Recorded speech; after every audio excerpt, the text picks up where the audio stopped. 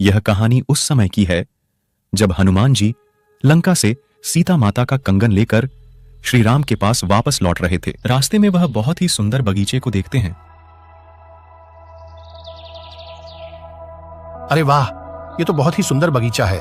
बड़ी बड़ी नदियां भी है। नीचे जाकर स्नान कर लेता हूं। हनुमान जी वहां के नजारे को देखकर मन ही मन खुश हो रहे थे। तभी हनुमान जी पास ही में बह रही एक नदी में स्नान करने का निर्णय लेते हैं। हनुमान जी सीता जी के कंगन को पास ही में पड़े एक पत्थर पर रख देते हैं और स्नान करने लगते हैं। हनुमान जी उस कंगन से एक क्षण के लिए भी अपनी नजर नहीं हटाते हैं, क्योंकि यदि कंगन कहीं गुम गया तो वे श्री राम को क्या जवाब देंगे, क्योंकि वह कंगन से हनुमान जी की बातों का विश्वास करते कि सीता जी उन्हें मिल गई है। हनुमान जी के देखते ही देखते वहां पर एक बंदर आता है और उस कंगन को लेकर वहां से भागने लगता है। हनुमान जी भी उस बंदर का पीछा करने लगते हैं कि कहीं ये बंदर इस कंगन को नदी में ना फेंक दे। ऐसा हुआ तो मैं ये कंगन कहां से लाऊंगा। बंदर उस कड़े को एक घड़े में डालकर भाग जाता है। अरे शुक्र है इसने कड़े को इस घड़े में ही डाल दिया। कहीं और फेंक देता तो मैं क्या करता। चलो इसे निकाल लेता हूं। हनुमान जी घड़े में देखते हैं कि इस कड़े के जैसे अनेकों कड़े इसी घड़े में पड़े हुए हैं। हनुमान जी पहचान नहीं पाते हैं कि उनका वाला कौन सा है। महात्मा जी, मेरा कंगन आपके इस घड़े में गिर गया है। कृपया बताइए मेरा कंगन इसमें कौन सा है, क्योंकि इसमें एक जैसे कई कंगन हैं।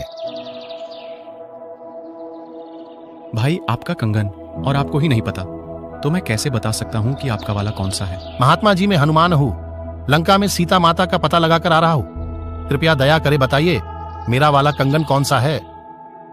आप कौन सी वाली सीता माता का पता लगाकर आ रहे हो हनुमान? महात्मा जी, आप कौन सी दुनिया में रहते हो? भगवान रामचंद्र जी की पत्नी है सीता माता। लंका के राजा रावण ने उन्हें कैद कर रखा है।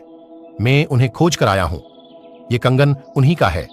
उन्होंने मुझे ये निशानी के रूप में दिया है। भाई, ये आपके रामचंद्र जी न जाने कितनी बार जन्म और मर चुके हैं। ये सृष्टि कोई आज से ही नहीं चल रही है।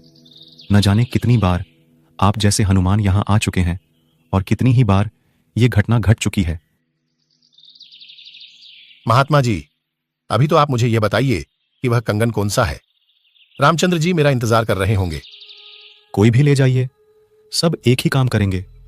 सब आप ही के द्वारा डाले गए हैं। महात्मा जी, चलो आपकी बात मैंने मानी कि ये सब मेरे ही द्वारा डाले गए हैं, लेकिन हर बार हनुमान लेकर भी तो जाता है।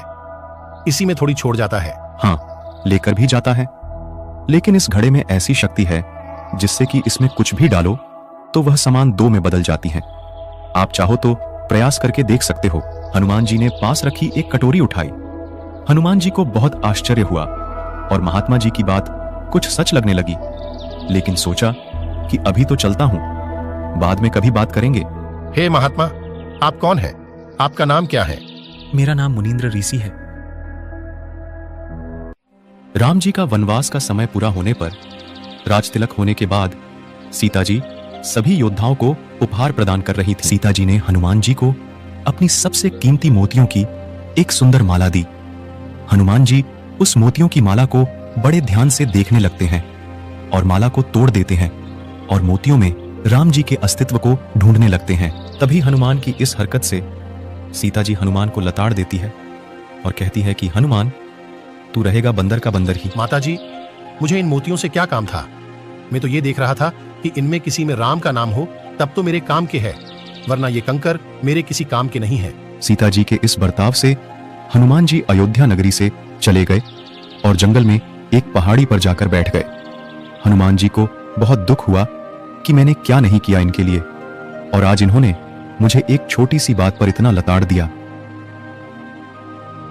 कुछ देर बाद वहां एक साधु आए और कहा, राम राम भाई हनुमान। राम राम जी महात्मा जी। आओ बैठ जाओ महात्मा जी। अयोध्या में भगवान रामचंद्र जी आए हुए हैं। 3 लोक के स्वामी रामचंद्र जी का आज राज्याभिषेक है। भाई, हम तो उस राम के भक्त हैं जो कभी जन्मता मरता नहीं। वो मां के गर्भ से नहीं जन्मता। ये राम जी तो न जाने कितनी बार जन्म और मर चुके हैं। अच्छा, यही बातें मुझे एक मुनींद्र नाम के ऋषि जी भी कह रहे थे। जब मैं लंका से लौट रहा था तो वो मुझे एक सुंदर बगीचे में मिले थे।